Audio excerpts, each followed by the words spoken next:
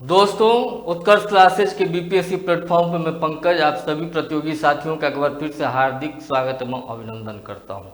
बिहार की आगामी परीक्षाओं को ध्यान में रखते हुए हम प्रतिदिन एक नए टॉपिक और महत्वपूर्ण टॉपिक पे आपके साथ चर्चा करने उपस्थित होते हैं। उसी कड़ी को आगे बढ़ाते हुए आज हमने एक और महत्वपूर्ण टॉपिक को चुना है। वह टॉपिक है भारतीय राष्ट्रीय कांग्रेस की पूर्ववर्ती संस्थाएं। जैसा कि आप जानते हैं कि 1885 में सबसे पहले भारतीय राष्ट्रीय कांग्रेस की स्थापना हुई थी। कब हुई थी? 1885 में। ठीक है, तो 1885 में भारतीय राष्ट्रीय कांग्रेस की स्थापना से पहले जो है कुछ अन्य छोटे छोटे संगठनों की जो है स्थापना हुई। कुछ संस्थाओं को स्थापित किया गया भारत के विभिन्न भागों में। जैसे बंगाल की बात करें, बंगाल के क्षेत्र में, पश्चिम भारत में मुंबई में, पुणे में, दक्षिण भारत में मद्रास में, ठीक है ना। और यहाँ तक कि लंदन में भी एक कांग्रेस की पूर्ववर्ती संस्थाएं जो है जिसकी स्थापना हुई थी दादा भाई नौरोजी के द्वारा। तो उन सभी के बारे में आज हम जानने वाले हैं। ये टॉपिक बहुत ही महत्वपूर्ण है और यहाँ से लगभग सवाल परीक्षाओं में पूछे जाते हैं। और ये टॉपिक ऐसे टॉपिक है जिसको अक्सर बच्चों के द्वारा इग्नोर कर दिया जाता है और यहाँ से सवाल अक्सर कमीशन क्या करता है, पूछ लेता है। ठीक है ना।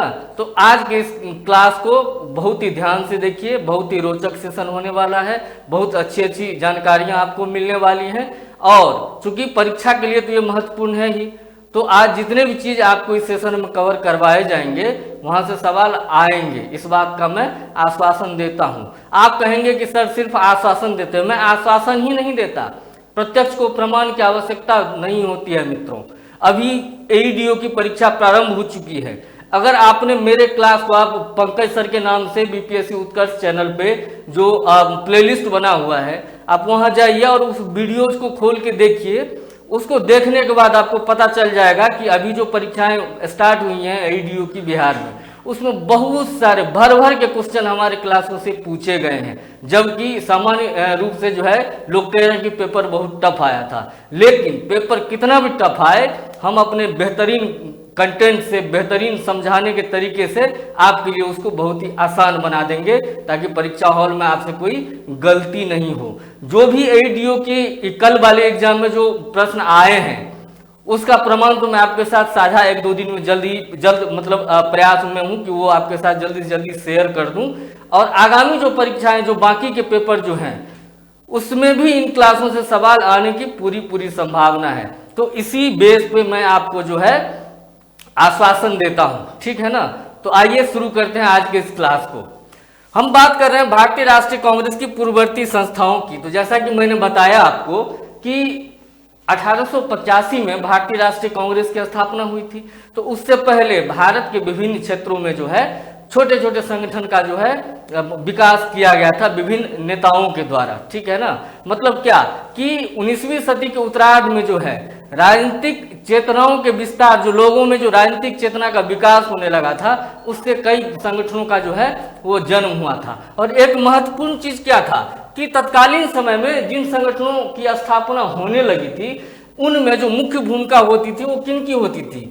या तो वो शिक्षित बुद्धिजीवी होते थे, शिक्षित व्यक्ति होते थे, ठीक है ना, अधिक पढ़े हुए व्यक्ति होते थे, या अमीर होते थे, ठीक है ना। सामान्य वर्गों को उस समय तक जो है इन सब चीजों से कोई मतलब भारत में नहीं था। वो अपने रोजी रोटी के जद्दोजहद से जो है वो जूझ रहे थे, ठीक है ना।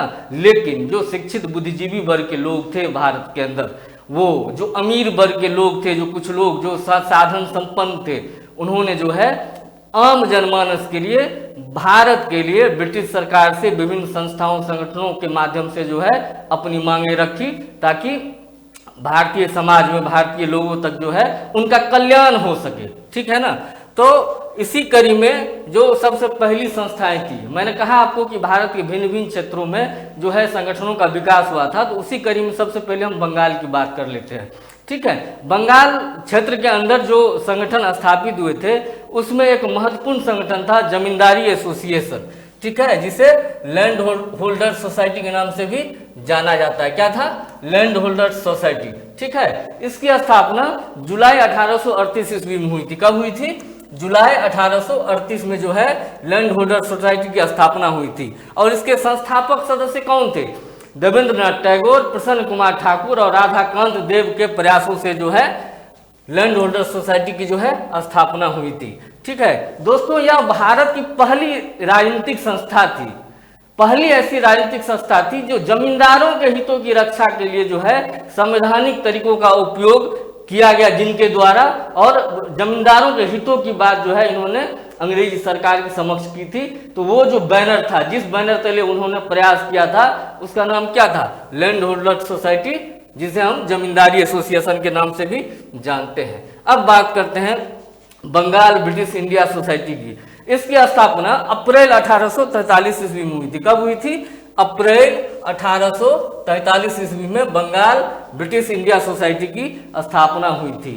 और इसकी स्थापना जो है, इसके स्थापना में जॉर्ज थॉमसन का जो है प्रयास बहुत ही महत्वपूर्ण था। ठीक है ना, बंगाल ब्रिटिश सोसाइटी की स्थापना में जॉर्ज थॉमसन का जो है प्रयास बहुत ही महत्वपूर्ण था। और इस संगठन का जो उद्देश्य था वह जनता की वास्तविक स्थिति से अवगत होना और उसका प्रसार करना कि आम जन जो है इन तरह की समस्याओं से जो है जूझ रहे हैं, निम्नलिखित समस्याओं से जूझ रहे हैं, उसके बारे में जो है लोगों के अंदर सूचना का प्रसार करना, सत्ता तक अपनी आवाज को पहुंचाना कि इस तरीके से आम लोग जीवन यापन कर रहे हैं, उनकी वास्तविक स्थिति ऐसी है। ठीक है ना, तो बंगाल ब्रिटिश इंडिया सोसाइटी की स्थापना कब हुई? अप्रैल 1843 में। किनके प्रयासों से हुई? जॉर्ज थॉमसन के प्रयासों से हुई। और उद्देश्य क्या था? जनता की वास्तविक स्थिति की जानकारी जो है उसका प्रचार प्रसार करना। अब एक अगला संगठन जो है British Indian association. British Indian association की स्थापना 1851 में हुई थी। कब हुई थी? 1851 में हुई थी। लेकिन इसमें दो संगठनों को मिला करके इस संगठन का जो है स्थापना किया गया था। वो दो संगठन कौन थे? एक लैंड होल्डर सोसाइटी और दूसरा अभी जो हमने बात की है Bengal British India society. Bengal British India society और जमींदारी एसोसिएशन मतलब लैंड होल्डर सोसाइटी को मिला करके एक संगठन का रूप दिया गया जिसका नाम था ब्रिटिश इंडियन एसोसिएशन। इसे ध्यान रखेंगे, सवाल यहाँ से पूछे जा सकते हैं। और इसके जो प्रमुख नेता थे उनमें राधा कांत देव और देवेंद्रनाथ ठाकुर का नाम बहुत ही उल्लेखनीय है। तो अध्यक्ष जो थे इस संगठन के ब्रिटिश इंडियन एसोसिएशन के कौन थे? राधा कांत देव जो थे अध्यक्ष थे। ठीक है, राधा कांत देव अध्यक्ष थे और देवेंद्रनाथ ठाकुर जो थे वो इस संगठन के क्या थे? सचिव थे। देवेंद्रनाथ ठाकुर इस संगठन के सचिव थे। ठीक है ना, और इसने जो है इस संगठन ब्रिटिश इंडियन एसोसिएशन ने 1853 के चार्टर एक्ट से पहले पृथक विधानमंडल की मांग की थी। ठीक है ना, क्या की थी? 1853, जैसा कि आप जानते हैं कि ब्रिटिश सरकार के द्वारा समय समय पे जो है 10 वर्षों पे 20 वर्षों पे जो है एक्ट के माध्यम से चार्टर एक्ट जो है वो जारी किए जाते थे, घोषित किए जाते थे। तो उसी में 1853 ईस्वी के चार्टर एक्ट से पहले पृथक विधानमंडल की मांग इस संगठन ने की थी। किसने? ब्रिटिश इंडियन एसोसिएशन ने, जिसके अध्यक्ष कौन थे?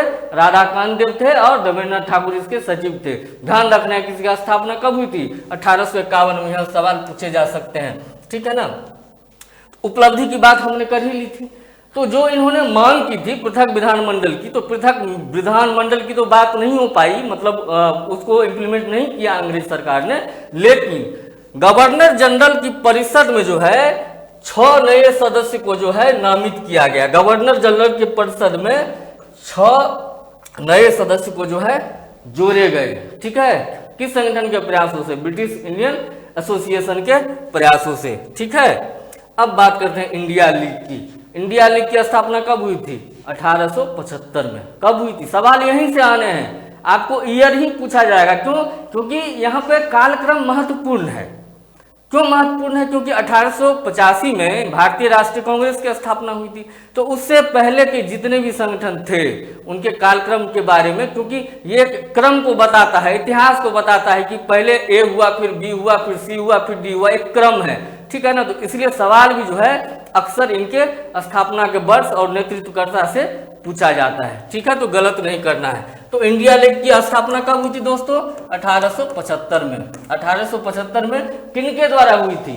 शिशिर कुमार घोष के द्वारा हुई थी। शिशिर कुमार घोष ने इंडिया लीग को स्थापित किया था। कब? 1875 में। और ये शिशिर कुमार घोष जो हैं ये क्यों प्रसिद्ध थे?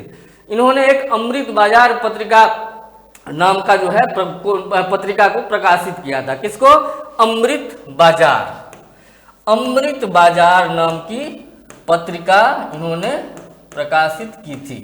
ठीक है, और यह पत्रिका जो है यह राष्ट्रवाद के भावना को जगाने में इसने महत्वपूर्ण योगदान दिया था। लोगों को पॉलिटिकली एजुकेट कर रहे थे, राजनीतिक शिक्षा को बढ़ावा दिया जा रहा था इस प्रकाशन के अमृत बाजार पत्रिका के द्वारा। और इंडिया लीग, चूंकि शिशिर कुमार घोषी इसके संस्थापक थे, तो उनका जो मंतव्य है इंडिया लीग के माध्यम से आम जन तक पहुंचा था। ठीक है, अब बात करते हैं इंडियन एसोसिएशन ऑफ कलकत्ता की। दोस्तों, इंडियन एसोसिएशन ऑफ कलकत्ता की स्थापना कब हुई थी? 1876 में। बहुत इंपॉर्टेंट सवाल है, यहाँ से अक्सर सवाल पूछे जाते हैं। ठीक है, इसको ध्यान रखना है। इंडियन एसोसिएशन की स्थापना कब हुई थी? इंडियन एसोसिएशन ऑफ कलकत्ता की स्थापना 1876 ईस्वी में हुई थी। और किन के द्वारा हुई थी ये भी अक्सर परीक्षाओं में पूछा जाता है, इसे गलत नहीं करना है, ध्यान रखेंगे कि सुरेंद्र नाथ बनर्जी और आनंद मोहन बोस के द्वारा इंडियन एसोसिएशन ऑफ कलकत्ता की स्थापना की गई थी। ये दोनों ही नाम बहुत महत्वपूर्ण है और बहुत बार परीक्षाओं में पूछा जाता है और आगे भी पूछे जाने की संभावना है। ठीक है दोस्तों, हम कांग्रेस की स्थापना की बात कर रहे थे। ये संस्था जो है इंडियन एसोसिएशन ऑफ कलकत्ता, इस इंडियन एसोसिएशन के को जो है कांग्रेस का, भारतीय राष्ट्रीय कांग्रेस का पूर्वगामी माना जाता है। ठीक है ना, मतलब ये इस संगठन ने अपना बहुत जबरदस्त प्रभाव जो है वो देश के अंदर छोड़ा था, खास करके बंगाल के अंदर छोड़ा था। ठीक है ना, इस संगठन ने क्या किया था? जो मिडिल क्लास है उनको संगठित किया था, छात्रों को संगठित किया था। और छात्र चूंकि जब ही इससे जुड़े, तो सिविल सेवा परीक्षा की तैयारी कौन करता है? छात्र ही तो करता है। तो छात्र क्यों जुड़े उसका भी एक कारण है। छात्र इसलिए जुड़े क्योंकि इस संगठन ने, इंडियन एसोसिएशन ने जो है, जो गवर्नर जनरल लॉर्ड लिटन के द्वारा, किसके द्वारा? लॉर्ड लिटन के द्वारा क्या किया गया था कि सिविल सेवा की जो है आयु घटा दी गई थी। घटा के कितनी कर दी गई थी? 21 से घटा के जो है 19 वर्ष कर दी गई थी। सिविल सेवा की आयु 21 वर्ष से घटा के क्या कर दी गई? 19 वर्ष। ठीक है, तो इंडियन एसोसिएशन ने जो है इसके खिलाफ आवाज उठाया था। तो इसलिए जो है छात्रों का जुड़ाव जो है इस संगठन के प्रति जो है अधिक हो गया। क्यों? क्योंकि ये संगठन छात्रों की भी बात कर रहा था, सिविल सेवा आयु जो घटाई गई थी उसका विरोध कर रहा था। दोस्तों, ये लॉर्ड लिटन जो था ना, ये गवर्नर जनरल, ये बहुत ही बदमाश आदमी था। अगर भारतीय संदर्भ की बात करें तो इसने ऐसे ऐसे काम किए जिसने भारतीय लोगों को, भारतीय जनमानस को बहुत बुरे तरीके से जो है नकारात्मक रूप से प्रभावित किया था। इस व्यक्ति ने राष्ट्रवाद, जो राष्ट्रवादी विचारधाराओं का जो विकास हो रहा था उसको रोकने के लिए, उसको कम करने के लिए इसने क्या किया था? इसने, लॉर्ड लिटन ने वर्नाकुलर प्रेस एक्ट लाया था। Vernacular press act, vernacular press act. Vernacular press act कब लाया था? 1878 में, ध्यान रखेंगे। वर्नाकुलर प्रेस एक्ट जो है कब लाया गया था?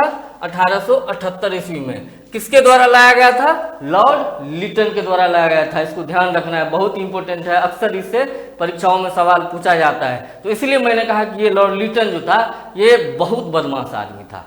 ठीक है ना, इसने बहुत ऐसे काम किए जिससे भारतीयों को, राष्ट्रवादियों को जो है प्रभावित किया जिसने। ठीक है ना, प्रेस एक्ट कर दिया, वर्नाकुलर प्रेस एक्ट के तहत अब इसने जो है आज़ादी खत्म कर दी प्रेस वालों की। ठीक है ना, पत्र पत्रिकाओं के प्रकाशन, पुस्तकों, साहित्य के प्रकाशन पर जो है इसने कई तरह के जो है कठोर प्रतिबंध लगा दिए। ठीक है, लेकिन इसके बाद 1882 ईस्वी में लॉर्ड रिपन ने, लॉर्ड रिपन, कौन? लॉर्ड रिपन को स्थानीय स्वशासन का जनक भी भारत में माना जाता है। तो लॉर्ड रिपन ने जो है 1882 ईस्वी में जो है इसे खत्म किया था। कब खत्म किया था? 1882 ईस्वी में इसको खत्म कर दिया था लॉर्ड रिपन ने। ठीक है, तो वर्नाकुलर प्रेस एक्ट ध्यान रखेंगे, बहुत इंपॉर्टेंट है, परीक्षा में अक्सर पूछा जाता है। कब लाया गया था? 1878 में। किसके द्वारा? लॉर्ड लिटन के द्वारा। लॉर्ड लिटन ने सिविल सेवा की उम्र घटा के 21 वर्ष से 19 वर्ष कर दी और इसी के विरोध में जो है इंडियन एसोसिएशन ने आवाज उठाई थी, विरोध किया था। तो इस वजह से जो है छात्रों का जो संबंध जो है, जुड़ाव जो है वो इंडियन एसोसिएशन के प्रति बढ़ता चला गया था। ठीक है। और लॉर्ड रिपन के बारे में मैंने बताया कि लॉर्ड रिपन ने 1882 में जो है इसको खत्म किया, वर्नाकुलर प्रेस एक्ट को, और लॉर्ड रिपन को भारत में स्थानीय स्वशासन का जनक माना जाता है। लॉर्ड रिपन के समय से ही भारत में सीमित स्तर पे जो है स्थानीय स्वशासन का जो है धीरे धीरे विकास होना प्रारंभ हुआ था, तो ध्यान रखेंगे। ठीक है। अब हम बात करते हैं पश्चिम भारत में जो बम्बई और पूना में केंद्रित संगठन थे जिनकी स्थापना हुई थी उनकी। दोस्तों, डेक्कन एसोसिएशन की स्थापना कब हुई थी?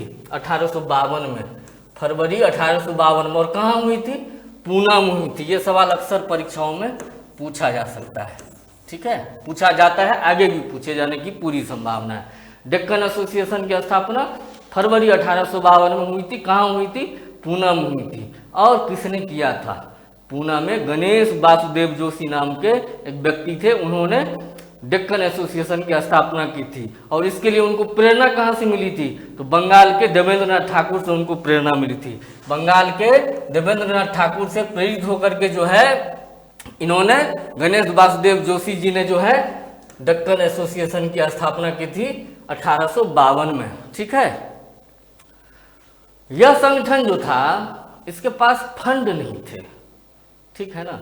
यह संगठन भी 1853 के एक्ट के लिए प्रभावी याचिका भेजना चाहता था, लेकिन फंड की कमी की वजह से जो है यह याचिका नहीं भेज पाया। ठीक है, असफल हो गया और जल्दी यह संगठन भी खत्म हो गया।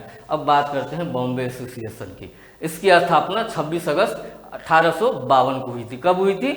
26 अगस्त 1852। याद रखेंगे 1852 ईयर को तो याद बहुत ध्यान से रखना है, क्योंकि ये ईयर के बारे में आपसे पूछा जा सकता है। और इसके जो नेता थे, प्रमुख नेता, वो थे जगन्नाथ सेठ, दादा भाई नौरोजी और नौरोजी फरदून जी। ठीक है ना। नौरोजी फरदून जी, दादा भाई नौरोजी और जगन्नाथ सेठ, ये प्रमुख नेता थे किसके? बॉम्बे एसोसिएशन के। इसको ध्यान रखना है, क्योंकि नेताओं के बारे में पूछा जा सकता है कि निम्नलिखित में से बॉम्बे एसोसिएशन से संबंध व्यक्ति थे। ठीक है ना। और इनका उद्देश्य क्या था इस संगठन की स्थापना का? तो इनका उद्देश्य यह था कि अब ये उन नीतियों के प्रति सरकार को सचेत करते थे, आगाह करते थे जो भारतीयों के लिए हानिकारक हो सकती थी, हानिकारक थी या भविष्य में हानिकारक हो सकती थी। उन सारे जो क्रियाकलाप थे अंग्रेजों के, जो नीतियां थी, उनके खिलाफ जो है अंग्रेज सरकार को सचेत करने का काम करते थे। कौन? बॉम्बे एसोसिएशन के नेता। ठीक है। अब बात करते हैं पूना सार्वजनिक सभा की। दोस्तों, यहाँ से भी बहुत बार सवाल पूछा गया है, आगे भी पूछे जाने की पूरी संभावना है। पूना सार्वजनिक सभा की स्थापना कब हुई थी? पूना सार्वजनिक सभा की स्थापना 2 अप्रैल 1870 को हुई थी। और जो इसके संस्थापक थे, इनके बारे में अक्सर परीक्षाओं में पूछा जाता है। तो इनके संस्थापक में महादेव गोविंद रानाडे जो थे, ये सबसे प्रमुख व्यक्ति थे। उनके साथ ही वासुदेव जोशी, S.H. साठे और S.H. चिपलूनकर। ठीक है ना। ये संस्थापक सदस्य थे किसके? पूना सार्वजनिक सभा के। ठीक है। और पूना सार्वजनिक सभा का जो उद्देश्य था इस संगठन की स्थापना का, वो क्या था? सरकार और जनता के बीच में सेतु के रूप में कार्य करना, एक पुल के रूप में कार्य करना। ये हुआ सरकार, ये हुआ जनता, तो ये बीच में सेतु का काम ये करेंगे। ठीक है ना। तो इसी उद्देश्य से जो है पूना सार्वजनिक सभा की स्थापना हुई थी। कब हुई थी? 2 अप्रैल 1870 को। नेतृत्व किनका था? महादेव गोविंद रानाडे, गणेश वासुदेव जोशी, ठीक है, S.H. साठे और S.H. चिपलूनकर। ठीक है, ध्यान रखेंगे इसको। अब बात करते हैं बॉम्बे प्रेसिडेंसी एसोसिएशन की। बॉम्बे प्रेसिडेंसी एसोसिएशन की स्थापना दोस्तों 1885 में हुई थी। ठीक है। बॉम्बे प्रेसिडेंसी एसोसिएशन की स्थापना कब हुई थी? 1885 में हुई थी। ध्यान रखेंगे इसी वर्ष क्या हुआ था? भारतीय राष्ट्रीय कांग्रेस का भी स्थापना हुआ था। कब? 1885 में। तो बॉम्बे प्रेसिडेंसी के संस्थापक कौन थे? फिरोज शाह मेहता, के.टी. तेलंग और बदरुद्दीन तैयब जी। बहुत महत्वपूर्ण है। ठीक है, इसको ध्यान रखना है, यहाँ से सवाल पूछे जा सकते हैं। फिरोज शाह मेहता, के.टी. तेलंग, बदरुद्दीन तैयब जी। ठीक है। ये बदरुद्दीन तैयबजी जो थे, ये जब कांग्रेस स्थापित हुआ था तो कांग्रेस की अध्यक्षता करने वाले पहले मुस्लिम व्यक्ति भी थे। कौन? बदरुद्दीन तैयबजी। ध्यान रखेंगे, यहाँ से सवाल पूछे जाने की पूरी संभावना है। और इन तीनों को फिरोज शाह मेहता, केटी तेलंग और बदरुद्दीन तैयबजी को जो है बॉम्बे की त्रिमूर्ति भी कहा जाता था। ठीक है, ये बॉम्बे क्षेत्र में थे, निवास करते थे और वहीं से जो है अपने सभी क्रियाकलापों को संचालित करते थे। ठीक है, वहीं से अपने विचारों को जो है प्रसारित करते थे। तो इनको बॉम्बे की त्रिमूर्ति भी कहा जाता है। क्या कहा जाता है? बॉम्बे की त्रिमूर्ति। तो समझ गए बॉम्बे की त्रिमूर्ति में कौन तीन नाम है? फिरोज शाह मेहता, केटी तेलंग और बदरुद्दीन तैयबजी। बदरुद्दीन तैयबजी के बारे में हमने बताया कि भारतीय राष्ट्रीय कांग्रेस की अध्यक्षता करने वाले पहले जो है प्रथम मुस्लिम व्यक्ति यही थे, तैयबजी। ठीक है ना। और इस संस्था का जो गठन हुआ था वो लॉर्ड लिटन की प्रतिक्रियावादी नीतियों के विरोध में हुआ था। हमने अभी क्या कहा कि लॉर्ड लिटन बहुत बदमाश गवर्नर जनरल था, भारतीय राष्ट्रवादियों के हित में तो एकदम ही गड़बड़ था, बहुत गड़बड़ था। ठीक है ना। उसने हर वैसा काम किया जिससे राष्ट्रवादियों को गहरी चोट लगी। तो उसी की प्रतिक्रियावादी नीतियों के परिणाम स्वरूप जो है उसी से लड़ने के लिए जो है बॉम्बे प्रेसिडेंसी एसोसिएशन की स्थापना 1885 में हुई थी। किनके द्वारा हुई थी? बॉम्बे के त्रिमूर्ति के द्वारा हुई थी। बॉम्बे के त्रिमूर्ति कौन थे?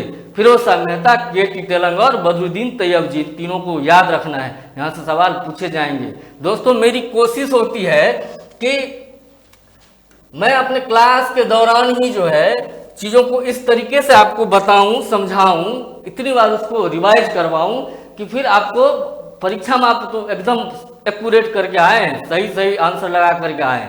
आपको क्लास देखने के दौरान ही वो सारी चीज़ें याद हो जाएं, ऐसा मैं प्रयास करता हूं। ठीक है ना। तो बहुत ध्यान से पूरे सेशन को देखना है। अब बात करते हैं दक्षिण भारत की संस्थाओं की। हमने बंगाल की बात कर ली, हमने महाराष्ट्र की बात कर ली, पश्चिम भारत की बात कर ली। अब हम चलते हैं दक्षिण भारत की तरफ। दोस्तों दक्षिण भारत में जो है गुल्लू लक्ष्मी नरसू चट्टी के नेतृत्व में मद्रास नेटिव एसोसिएशन की स्थापना हुई थी। मद्रास नेटिव एसोसिएशन की स्थापना हुई थी और कब हुई थी दोस्तों? 1852 ईस्वी में हुई थी। कब हुई थी? 1852 ईस्वी में हुई थी। ठीक है, 1852 में मद्रास नेटिव एसोसिएशन की स्थापना हुई थी। किनके द्वारा हुई थी? गुल्लू लक्ष्मी नरसू चट्टी के द्वारा। ठीक है ना। और शुरू में यह मद्रास नेटिव एसोसिएशन जो था, यह शुरू में क्या था? ब्रिटिश इंडियन एसोसिएशन की मद्रास शाखा थी। मद्रास में जो ब्रिटिश इंडियन एसोसिएशन का शाखा था वो उसी का नाम बाद में परिवर्तित होकर के जो है मद्रास नेटिव एसोसिएशन हो गया। कब? 1852 ईस्वी में। से याद रखेंगे, यहाँ से सवाल पूछे जाने की पूरी संभावना है। ठीक है ना। और इस संगठन ने जो है मद्रास नेटिव एसोसिएशन ने जो है 1857 के विद्रोह के समय ब्रिटिश नीतियों का जबरदस्त जो है विरोध किया था। ठीक है ना। लेकिन कुछ दिनों के बाद, लगभग 10 वर्षों के बाद 1862 ईस्वी तक जाते जाते जो है इस संगठन ने अपनी सक्रियता जो है वो खो दी थी। ठीक है दोस्तों। अब बात करते हैं मद्रास महाजन सभा की। मद्रास महाजन सभा यह भी बहुत महत्वपूर्ण है, यहाँ से सवाल पूछे जाने की पूरी संभावना है। बहुत ही ध्यान से पूरे सेशन को देखिए। मद्रास महाजन सभा की स्थापना कब हुई थी? मई 1884 में। कब हुई थी? मई 1884 में मद्रास महाजन सभा की स्थापना हुई थी। और इसके संस्थापक कौन थे? यह सवाल भी बहुत महत्वपूर्ण है, अक्सर यहाँ सवाल पूछे जाने की संभावना रहती है। ठीक है। मद्रास महाजन सभा के संस्थापक थे वीर राघवाचारी, पी आनंद चार्लू और बी सुब्रमण्यम अय्यर। ठीक है। कौन? वीर राघवाचारी, पी आनंद चार्लू और बी सुब्रमण्यम अय्यर। ठीक है ना। यहाँ से बहुत बार सवाल पूछे जाते हैं।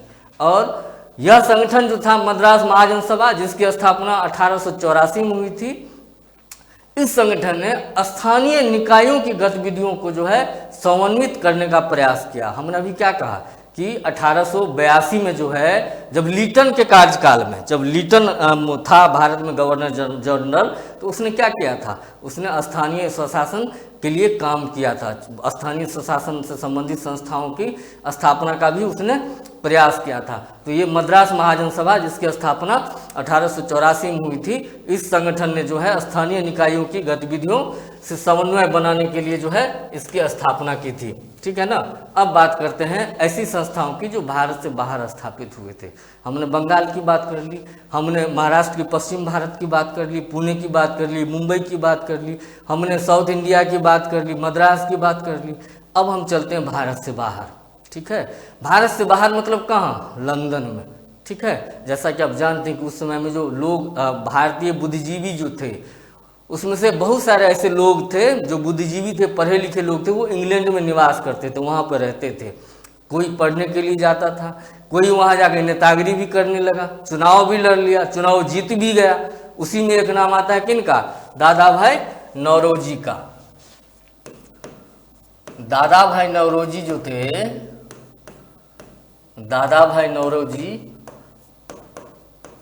इन्होंने इंग्लैंड में चुनाव भी लड़ा था, और चुनाव लड़ा ही नहीं था, चुनाव जीता भी था। ठीक है, और वहाँ के हाउस ऑफ कॉमन्स के ये सदस्य भी रहे थे। ठीक है ना, वहाँ की जो विधायिका थी उसके सदस्य भी रहे थे अपने दादा भाई नौरोजी। तो वहीं लंदन में दादा भाई नौरोजी ने जो है ईस्ट इंडिया एसोसिएशन की स्थापना की थी। कब की थी, 1866 में की थी। 1866 में ईस्ट इंडिया एसोसिएशन की स्थापना की थी। किसने की थी, दादा भाई नौरोजी ने की थी। ठीक है ना, दादा भाई नौरोजी वहाँ पे चुनाव भी लड़े थे लंदन में, और चुनाव जीते भी थे। दोस्तों, दादा भाई नौरोजी को grand old man of India भी बोला जाता है। क्या बोला जाता है, grand old man of India. ठीक है, भारत का पितामह, भारत का पितामह इसे बोला जाता था। भारत का पितामह, grand old man of India, Dadabhai Naoroji को बोला जाता है। इनको उस नाम से संबोधित किया जाता है। ठीक है ना। तो ये जो grand old man of India श्रीमान दादा भाई नौरोजी थे, इन्होंने लंदन में ईस्ट इंडिया एसोसिएशन की स्थापना की थी। कब की थी, 1866 में की थी। इसको ध्यान रखना है। ठीक है ना। और उद्देश्य क्या था, ब्रिटिश जनता और संसद को जो है भारतीय समस्याओं से अवगत कराना। ठीक है ना, जो वहाँ पे संसद थी उसको भारतीय समस्याओं से अवगत कराना। ठीक है, वहाँ की जनता को, जो इंग्लैंड में रहने वाले लोग थे, जो वहाँ के निवासी थे, उनको भी भारतीय समस्याओं के बारे में बताना, यही उद्देश्य था ईस्ट इंडिया एसोसिएशन के स्थापना की, जिसको दादा भाई नौरोजी ने स्थापित किया था। कब स्थापित किया था, 1866 ईस्वी में। ठीक है, और दादा भाई नौरोजी के प्रयासों से 1866 के लगभग 3 वर्षों के बाद 1869 में जो है इसकी शाखाएं जो है, किसकी, ईस्ट इंडिया एसोसिएशन की, ईस्ट इंडिया एसोसिएशन की शाखाएं जो है भारत के प्रमुख शहरों में जो है वो खोली गई थी। ठीक है दोस्तों, तो ये ऐसे संगठन थे जिनकी स्थापना भारतीय राष्ट्रीय कांग्रेस की स्थापना से पहले हुआ था। तो इसलिए हमने टॉपिक का नाम दिया था भारतीय राष्ट्रीय कांग्रेस की पूर्ववर्ती संस्थाएं। निश्चित रूप से किसी भी परीक्षा में आप जाकर के आप अगर प्रीवियस पेपर को एनालाइज करेंगे तो यहाँ से आपको सवाल कई बार देखने को मिलेंगे, तो इसे गलत नहीं करना है। जब इन पीछे के पूर्ववर्ती जो संस्थाएं, जिन सबों की हमने बात की है, जब ये संगठन भिन्न भिन्न क्षेत्रों में, देश में विदेश में जब स्थापित हुए, देश में स्थापित संगठनों की संख्या बहुत अधिक थी, विदेश में तो एक लंदन का ही प्रमुख जिक्र है, जो अभी हमने दादा भाई नौरोजी वाले एसोसिएशन की बात की थी। ठीक है ना। तो इसके बाद क्या हुआ, राष्ट्रवादी विचारों का प्रचार प्रसार हुआ भारत के अंदर, जन चेतना का विकास हुआ, लोगों के अंदर जो है अपने देश का भाव जागा। ठीक है ना, वो नींद से जागे, उसके बाद भारत के कुछ प्रमुख बुद्धिजीवियों ने जो है मिलके भारतीय राष्ट्रीय कांग्रेस की स्थापना की। कब? 1885 में। ठीक है, 1885 में 28 दिसंबर 1885 ईस्वी को जो है भारतीय राष्ट्रीय कांग्रेस की स्थापना हुई थी। ठीक है, और इसके संस्थापक सदस्य कौन थे? भारतीय राष्ट्रीय कांग्रेस के जो संस्थापक थे वो A.O. ह्यूम थे। कौन थे? A.O. ह्यूम। और ये A.O. ह्यूम जो थे ये सेवानिवृत्त ब्रिटिश सिविल सेवक थे। क्या थे? रिटायर्ड अंग्रेजी ऑफिसर थे। ठीक है ना, ये सेवानिवृत्त ब्रिटिश सिविल सेवक थे। ठीक है दोस्तों, जो भारतीय राष्ट्रीय कांग्रेस की स्थापना हुई थी तो उसका जो प्रथम अधिवेशन, जो पहला सत्र जो आयोजित हुआ था वो कहाँ आयोजित हुआ था? यहाँ से भी सवाल पूछे जाने की पूरी संभावना है, तो इसको ध्यान रखेंगे कि भारतीय राष्ट्रीय कांग्रेस की जो स्थापना हुई 1885 में, तो इसका सबसे पहला सत्र कहाँ पे आयोजित हुआ? मुंबई में आयोजित हुआ। ठीक है, कहाँ पे? जिसे तत्कालीन समय में बम्बई बोला जाता था। ठीक है, तो बम्बई में गोकुल दास तेजपाल संस्कृत कॉलेज में जो है भारतीय राष्ट्रीय कांग्रेस का प्रथम सत्र आयोजित किया गया। ठीक है, कहाँ पे? बम्बई के गोकुल दास तेजपाल संस्कृत कॉलेज। यह नाम भी परीक्षाओं में पूछे जाने की संभावना होती है, तो यहाँ से परीक्षाओं में सवाल कई बार पूछे जा सकते हैं। ठीक है, अब बात करते हैं कि इसकी अध्यक्षता की। तो भारतीय राष्ट्रीय कांग्रेस का जो पहला अधिवेशन हुआ था मुंबई में, इसके अध्यक्ष कौन थे? इसके अध्यक्ष थे व्योमेश चंद्र बनर्जी। कौन थे? व्योमेश चंद्र बनर्जी भारतीय राष्ट्रीय कांग्रेस के जो है प्रथम सत्र की जो है इन्होंने अध्यक्षता की थी। ठीक है ना, और दोस्तों इस सत्र में जो है कुल कितने प्रतिनिधियों ने भाग लिया था? 72 प्रतिनिधियों ने भाग लिया था। ठीक है, कितने प्रतिनिधियों ने? 72 प्रतिनिधियों ने जो है इस सत्र में भाग लिया था। एक और इसी से मिलता जुलता फैक्ट है, तो उसमें कंफ्यूज नहीं होना है। जब महात्मा गांधी ने नमक सत्याग्रह के लिए दांडी यात्रा की शुरुआत की थी, तो उसमें महात्मा गांधी के साथ कितने अनुयायी थे? 78 अनुयायी थे। कितने थे? 78। तो ये 78 और ये कांग्रेस के प्रथम अधिवेशन में जो शामिल मेंबर थे वो 72 थे। तो यहाँ पे कंफ्यूज नहीं करना है परीक्षा में कि अरे 72 है कि 78 है। ठीक है ना, तो इसको ध्यान रखेंगे। मैं ये आश्वासन देता हूँ, जैसा कि मैंने अभी कहा क्लास के शुरू में, कि प्रत्यक्ष को प्रमाण की आवश्यकता नहीं होती है। आप हमारे प्लेलिस्ट को खोलिए बीपीएससी उत्कर्ष में, और प्लेलिस्ट के अंदर आप हमारे सारे क्लासेज को आप एक बार देख लीजिए, जितने भी वीडियोज उसमें हैं उसको देख लीजिए, तो पता पड़ जाएगा कि वो कितने प्रासंगिक हैं। और इतने प्रासंगिक है दोस्तों कि अभी एडीओ का जो पेपर जो चल रहा है, जिसका एक जीएस का पेपर अभी कंप्लीट हुआ है कल, उसमें बहुत सारे सवाल जो है अपने क्लास से पूछे गए हैं। ठीक है ना, जिससे संबंधित एक शॉर्ट वीडियो लेकर के मैं आपके सामने जरूर और जल्द ही उपस्थित होऊंगा। ठीक है, तो इसलिए भरोसा रखिए, और इन सभी टॉपिक को जितनी भी चर्चा आज हमने की है आज के सेशन में, उसको बिना स्किप किए हुए शुरू से अंत तक बहुत बढ़िया से देखिए। ठीक है, निश्चित रूप से यहाँ से परीक्षा में सवाल आएंगे, और ये मैं जानता हूँ कि अगर सवाल आएंगे तो उन सवालों को आप गर्दा करके आएंगे, परीक्षा हॉल से आप गलती नहीं करेंगे। ठीक है, इन्हीं अपेक्षाओं के साथ मिलते हैं फिर एक नए महत्वपूर्ण टॉपिक के साथ। तब तक के लिए जय हिंद।